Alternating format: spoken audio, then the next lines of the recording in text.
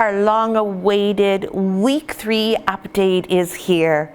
In today's video, we are going to talk about these Australian Labradoodle puppies who were 3 weeks old on Monday, and it is now Friday. We had some crazy weather happening on Vancouver Island, which knocked out our internet and our ability to upload the video to YouTube. So in today's video, we're going to have a much delayed update. We're going to show you that, look, the puppies have moved, tell you all about the move, how they're doing in their new location, and tell you what's happening this week. Hi, I'm Claire from Van Isle Labradoodles, and these puppies have had no issues with their move. Now, we did post a video of the move onto Facebook. Well, we still had some 5G connectivity. We lost that shortly afterwards. We were really fortunate. The power didn't go out. Normally our power goes out quite regularly, but for some reason during this storm, which was more severe than most, our power stayed on. So yay for that. But we did have no cable, no internet, no telephone. So we were living in a rather quiet world. It was quite different. So we appreciate all of you being so patient and waiting for this week's update. So as you can see, the puppies are in their new spot. We have moved them into the Doodle Den.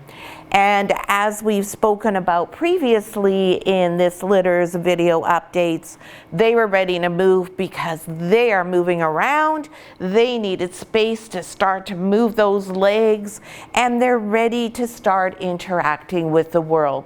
Their ears have all opened up, and they can see, they can hear, and they are ready to experience way more things. So in the Doodle Den, we are able to provide them with a really nice transition into the real world. They come in here and there are sights and sounds and there are more goings on, but they are done in measured quantities. So that way we don't bombard them. If we move the puppies into the center of our home and they were exposed to everything that was going on, it would be too much. Yeah, they could cope with it for sure. And on the outside, they would look like they were doing just fine. But it doesn't allow them the proper time to assimilate and to gradually adjust and to feel comfortable in the real world and all the goings on.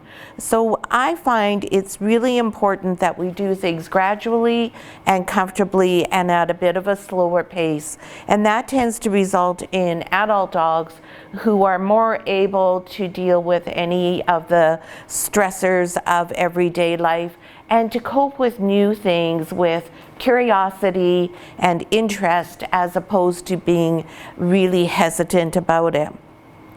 Now, of course, in the litter, we're going to have some puppies who just thrive on new things and can't wait to explore. And we're going to have some puppies who like to sit back and go, well, I'm just going to watch and see what that's like before I decide to participate or not. That's basic DNA for the dog. And this is part of what we take into account when we match you with the perfect puppy for you. So we want to be sure that we're giving the puppies every opportunity to develop at their own pace and in a way where they're fully supported at all times. So in this little enclosure they have now, it's completely different because everything's wide open. They can see all around them. They can see everything in the Doodle Den. They have a window right next to them that they can see out of. They have a door that can open and close into the main part of our home. So we have that because we want them to have quiet time. Just like with young children, this is really important. What these puppies are doing here, these two, is really key to being an all-round healthy puppy. And what are they doing? They're sleeping, right? Yes, but they're sleeping completely relaxed and nothing's bothering them. Even when I clap, they may open their eye a crack and move a bit, but they really are not going to come out of that nice dedicated time where they are in a deep state of relaxation. And that's what we want to have for their living space. So we want to have it where we can come and go and introduce things without alarming them or without forcing them to be part of it, and let them do that at their own pace. Now in the Doodle Den, we also have a TV for the dogs, and we've already started exposing them to very different sounds on a regular basis. So we have music that we play for them quite regularly. We play all different types of music. So it goes from classical music through to rock. And depending on which one of us is in here, that's the genre you're more likely to hear. But we do intentionally change it up as well, so they have different things to listen to. And we also turn on TV shows.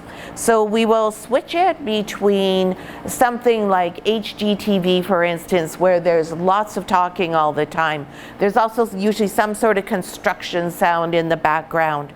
Then we'll do a lot of sports. Sports on TV are a great desensitizer for puppies. And we're going to talk about desensitization in just a moment here. And then we also will put it on various playlists that we have, which will be construction sounds, dogs barking, sirens, thunder, fireworks, all sorts of different things. Now these are all not done higgledy-piggledy, they're all done in a very controlled and set pattern. So why is that? Well, that's how we start with desensitization. Desensitization is step one to socialization.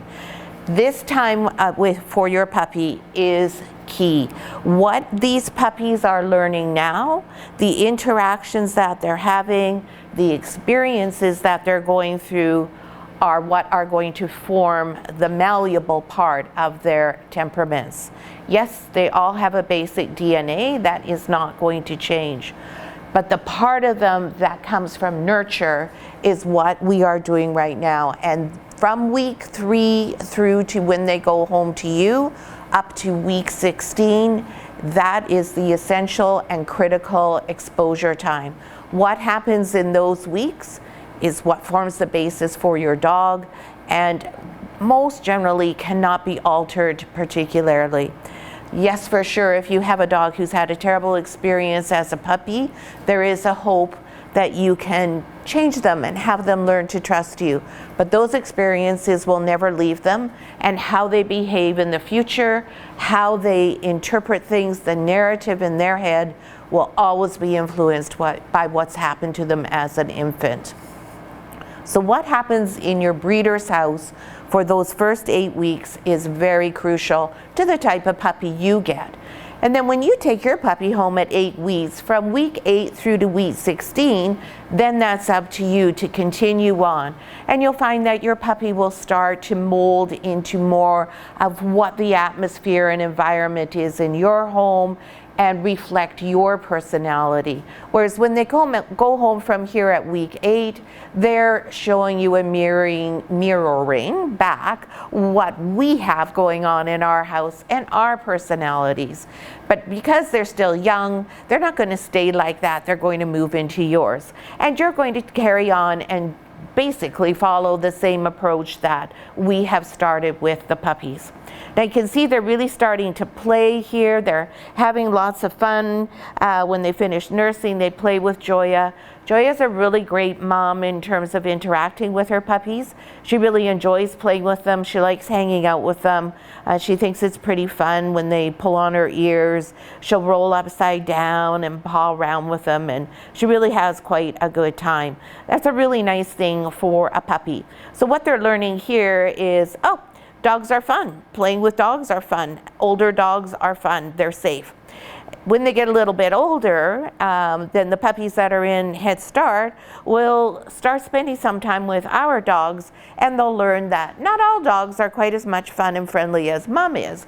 Ripple and Spirit are the enforcer mums, if you will. They will tell the puppies off when they are chewing on them too hard, or if they just don't want to play with them. Whereas Joya here will never tell her babies off. She'll always tolerate them no matter what they're doing. She might give a little yelp if they bite her too hard once they have their teeth, but generally speaking, they can get away with anything with her. It's a bit like watching a National Geographic special with lions. That's what it reminds me of all the time when you see little lion cubs crawling all over their mums and their mums being so tolerant. And Joya really does enjoy, as I said, being part of the action with her puppies. It's really lovely to watch. Yes, it is. Joya's favorite thing is if I'm in here with her and her puppies are in here playing with her and we're all having a good time together. She really thrives on doing that. And I know Joya's going to be very excited when her guardian mom comes back from her vacation and she can show her beautiful puppies. So now what we're starting this week and what is key at this point is desensitization, which, as I said, is step one of socialization. So desensitization is pretty much just like it sounds. We want the puppies to become used to new things, all sorts of different things, and be comfortable with it. We want them to put their heads up and look and go, oh, I haven't seen that. Oh, I haven't heard that. What is it? And go toward it. We don't want them to be running away, hiding in a corner, and going, oh no, I don't want to know what that is. I don't want to, I'm too scared. We want them to be able to sleep like this, where they're upside down, completely relaxed, completely trusting of life and everything around it. We also want them to start getting used to the crate. Now right now they're all out in this 100-year-old bed that's practically falling apart for a reason. This is every puppy's favorite bed. It feels like mom. It's a little bit lumpy and it's very soft. And I put them in here before we start the videos because if they're in the crate, it's too hard for you to see them, and it's also hard to get them out to talk about them individually. So they are intentionally out in this bed right now. So what we're doing to foster this environment and to start desensitizing the puppies is doing like I was saying with the television. We're using those playlists of sounds. And we start with those at a very low volume, very much in the background. And then we just gradually increase the intensity. And as soon as we see anybody being hesitant, we back it off again. It's a very controlled exposure. Similarly, we will open the door into the main part of our home at different times during the day. Generally speaking, we do it at meal times so that there's lots of noise going on because our kitchen is right through that door. They can hear our voices, they can hear our TV if we have ours on, our music, they can hear us speaking, and they can hear the other dogs walking around back and forth. Lots of clattering and clanking of pans, and equally as important, multiple new and different odors because they can smell our food being prepared.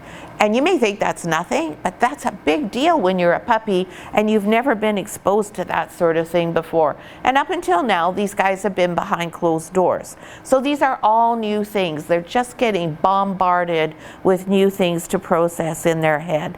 And we want them to be enjoying all of those things. The adult dogs get fed in here, so the adult dogs are coming in and out. There's the doggy door. Our dogs go in and out of the doggy door, and that thing makes a big flapping sound. Reynold, can you just open and close it, and you'll be able to hear it on the video, just the doggy door part, not our actual door, is it makes an actual flap when the dogs go through it. So you can hear that kind of thing, and then can you just, that's the sound that it makes when it's opening and closing. So all sorts of things like that. And you saw when Reynold did that just now, a couple of heads picked up, but nobody was running away. And some of us didn't even wake up, did we? This is Purple Collar Girl here, who's just sleeping through everything, even when I tickle her toes. Now body touch, that's another thing we're doing this week a little bit more intensely. So that involves having the puppy and touching every part of them, putting our fingers inside their ears, putting our fingers inside the pads, in between their toes, and getting them used to being upside down.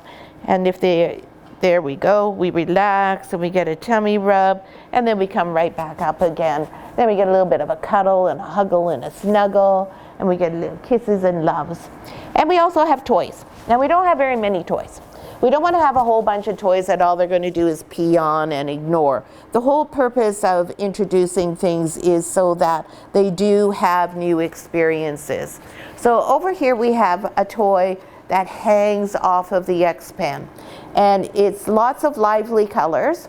And I will tell you right now, dogs cannot see orange and red. So all of these colors here look really pretty to us. But if you're a dog, they all look the same. Oh, Joy is going to demonstrate how you play with it.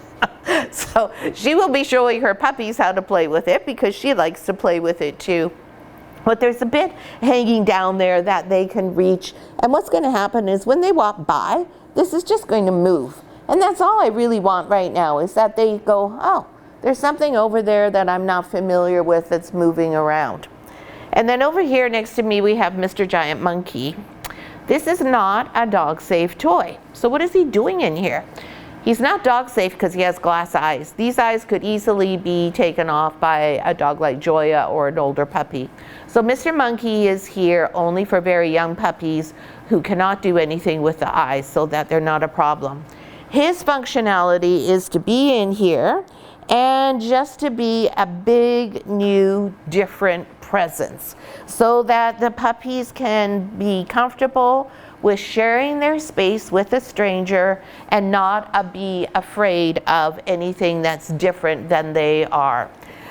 Dogs can recognize their own breed. If you go out for a walk, Labradoodles will find Labradoodles. Van Isle Doodles will find other Van Isle Doodles, and Van Isle Doodles will find other dogs in their own litter. They all know who one another is. So they know very well that this is not a Labradoodle and this is definitely not a Van Isle Doodle. So that is what we're doing right now. He's very innocuous. He's got a nice soft texture, and that means that he's cozy. And so the puppies will end up coming up and cuddling up with him and sleeping in between his paws when Joy is not here. Now the other thing we're doing is starting on house training. Now I know it doesn't look like we're house training because there's pee over here, there's pee over there, and there's pee pads everywhere. So how on earth is this house training? Well, it is house training because we're teaching them to go pee on the pee pad, like right over here. I think that's yellow color that's doing that. Yay! Good puppy. Who are you? Nope, Silver, sorry. What Silver just showed you is exactly what house training is all about. This is where you're playing and sleeping and eating. That's a long ways away if you're a little puppy. That has a different texture to your bed. Those are the key elements of house training your dog. You go somewhere not where you sleep and eat and live, and you go somewhere where the texture is different. Really, that's all you are teaching puppies when you're house training them to go outside. The grass is, or the gravel, whatever you have, is a different texture than the floor. And there we go. Pink color girl is also peeing way far away, as far as she can go. Yay, good girl. Now, as time goes on, we will reduce how many pee pads there are, and we'll increase the size of the area that the puppies have, so that they learn more and more to go in a specific location. And then by the time they're 6 weeks old, they'll be going out the doggy door unless it is unavailable to them. So when they come home to you, they will be pretty much figured out, or they will have figured out that you go to the bathroom outside, and it will just be up to you to remember to provide them with the opportunity, because they won't at that point ask to go out. And I have to say, my adult dogs, they still at 8, 9, and 10 years old, they never ask to go out. I just have to remember to let them out. And Peanut, who's our oldest dog and will be 11 in 2025, if nobody lets her out, she does still pee in the house. Ripple and Spirit don't. If you don't let them out, they just hold it. But Peanut, no, she's just like, oh, well, you're too dumb. I'm just going to go. So remember that. It's not just because they're puppies. When they're puppies, they go out more just by virtue of the fact that they're younger and their bladders are smaller, so they can't hold it for quite as long as an adult dog can. So these pee pads are very good for step 1 of house training. They also are really easy for us to pick up and clean so that we can keep the area clean and they aren't rolling around in their own pee all the time. So now let's talk about who's the biggest, who's the smallest. Let's see what we've got for weights going with these guys. They are going to, in week 4, start the weaning process. So that's the big thing that's going to happen next week, is starting to be weaned. So as always, we're going to do the puppies in birth order, and we're going to start with Mr. Blue Collar, who I think is right here. No, you're Mr. Blue. You're Mr. Blue. Mr. Blue. Mr. Blue is our handsome boy, our nice big chocolate phantom boy. Super pretty guy. You can see all his pretty phantom markings. They're starting to show through more now. You can see the phantom on the side of his face, up in above his eyebrows. He's got some really pretty caramel highlights going on. Yeah, what do you say, Mr. Handsome? And Mr. Blue is now 1.25 kilograms. Everybody's over a kilogram and just doing great with their weights. After that, we have Red Collar. Now, Red Collar is one of the puppies who is demonstrating how comfortable and relaxed they are in a deep sleep, and this is her here, where she's sprawled out. And Red Collar Girl is a chocolate party, and I'm just gonna let her know that I'm gonna be picking her up because she is so sound asleep. And I'll just gently get her there. Hi, sweet angel. There we go. She's got her eyes open for me now. And you'll see that, of course, Joya is still very much involved and very concerned about whenever her puppies are picked up, making sure that they're okay and that they're safe. So this is our biggest puppy in the litter this week. Miss Red is 1.37 kilograms. She's solid. These puppies are all really nice and chunky. You don't want to have a scrawny puppy. And you can see I've got the most pretty markings on the back. I do. And then she has pretty, pretty markings on her face. Oh, because she's just the most beautiful puppy in the whole world. Yes, she is. I like it so much better now when I talk to them that they can hear me and that they have an idea that I'm me by looking at me. Then we go to Mr. Green Collar, who's right over here. And Mr. Green, he's not the tiniest one this week. He's almost the tiniest one, but he just squeaked through at 1.14 of not being the tiniest. Look at that little face, so cute. I just love his little expression. He has a little bit of an impish way about him. Now that the puppies are in here, we'll start to get to see their personalities a bit more. And sometimes our interpretation of what a dog is like is clouded by their looks. So I have to say I'm already a little prejudiced and think he's going to be an imp. Are you going to be an imp? That I think so, maybe. After Green, we have Orange Collar. Here's a go, sweetie. You want to go see Mama? You go see Mama. And Orange Collar, where are you? Is that you over here? Yes. Here we go. Orange Collar is nursing. I'm just going to show you Orange Collar. I'm not going to pick Orange Collar up now that we've got such a good spot here to nurse. The eyes are shut. We're just in heaven. This chocolate beauty is the smallest puppy of the litter this week. And Orange is 1.12 kilograms. So 1.14, 1.12. Not a major difference. Oh, and look at you.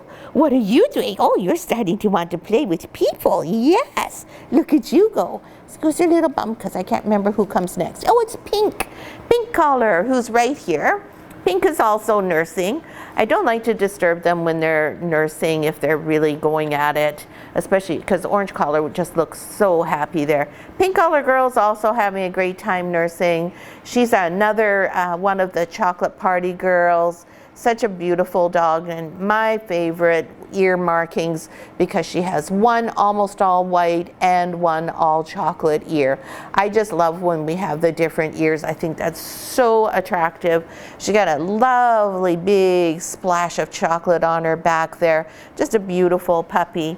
And Miss Pink, excuse me. Sorry, Joya. Miss Pink is 1.15 kilograms. Oh, Joya's going to get herself really comfortable now. And you can see how it doesn't deter the puppies at all. They can hang on for dear life and everything's just fine, even though Joya, oh, there we go, Pink's let go. So I will quickly scoop her up so you can see her. There we go. Let's see your pretty face. There you are. Oh, look at me. Yeah. Oh, I'm such a pretty girl. I love she has such symmetry in her markings on her head. Just really pretty little girl. Hey, Pinky girl. Then we have Yellow Collar, and Yellow is sound asleep over here. There, you go see if you can find a spot again. Yellow is also a chocolate party. And look at Purple. Look at how she's got her head all inside there, just getting a really nice cozy pillow. She'll probably be upset when I pick Yellow up, but that's life. There we go. Oh, did you hear that? Now that's so fun. This is the puppy starting to communicate. So Yellow will say, hey, what on earth are you doing? Can you not see I am sound asleep? I do not wish to be disturbed. I am mad that you woke me up. And now I'm just not going to be in a good mood about that. I want down. I don't want you to hold me and show everybody all my pretty little dark chocolate spots. Nope, I'm just in a grumpy mood. Yellow is 1.16 kilograms. And I'm just going to put Yellow down here to work off that annoyance and find the milk bar and decide that, oh, it wasn't so bad being disturbed because he gets to go and have something to eat. I just love when they have those little growls and barks. It's so cute. Yeah, I just take my book, okay, Joe? Thanks, hon. That's a good girl. Then we have Purple, who's been crashed out for this entire video. Her tongue is sticking out, as I expect she's probably having some thoughts of nursing there. And I know I've touched her a few times and it hasn't revived her much at all. So I hope that it's not going to make her mad when I pick her up like it did Yellow. Goodness, she's not even going to wake up as I pick her up. Hey, you're going to open up your eyes, pretty girl? Look at you. No, she's not even going to open her eyes. She's just going to say, oh, there we go. Oh, yeah. Oh, right, there's a world out here. Purple is our adorable chocolate phantom girl with a little bit of those beautiful Papa Sumac white highlights. This little girl's got a gorgeous little face. She's got a nice little short nose. She's just a gentle little soul. And Miss Purpy is 1.22 kilograms. So she's a bit bigger than the last few there, edging up towards the top end of things, but just a lovely, solid little girl, and it seems like she is still quite sleepy. I'm sure if I do this, yes, she would probably just sleep here for the next half hour, and I would think that was great. And last but not least, we have Silver Collar. And a Silver Collar, I'm just going to put Purpy back in the spot that she found there because that just seems to be her happy place right now. Silver, or is this you here? Yes, this is Silver here who's going to town and going to be annoyed that, there we go, he wasn't attached, so it was okay to pick him up. Silver's a chocolate, a beautiful, nice dark chocolate color. Little smudge of sumac white going on there, and Silver is 1.20 kilograms. And look at that little face. Oh my gosh, so cute. It's really nice. Their faces are starting to really develop, and like I said, once they have their faces a little bit more mature like they are now, you start to get a little bit of a sense of their personalities. So far, they're the cutest little puppies in the world. They're all doing great. We hope you enjoyed the video today, and again, we appreciate you waiting so long for it. Apologies for the storm knocking everything out and then our schedule just interfering with getting it done yesterday. As usual, if you have time and can post a comment, we sure appreciate that. And even if you just have time for a thumbs up, that's also great. And we look forward to seeing you for our next update next week, which will just be in a few days, when the puppies will be 4 weeks old, and we will see if we're going to start introducing some solid food. So that might be our messy video time. Thanks so much for watching.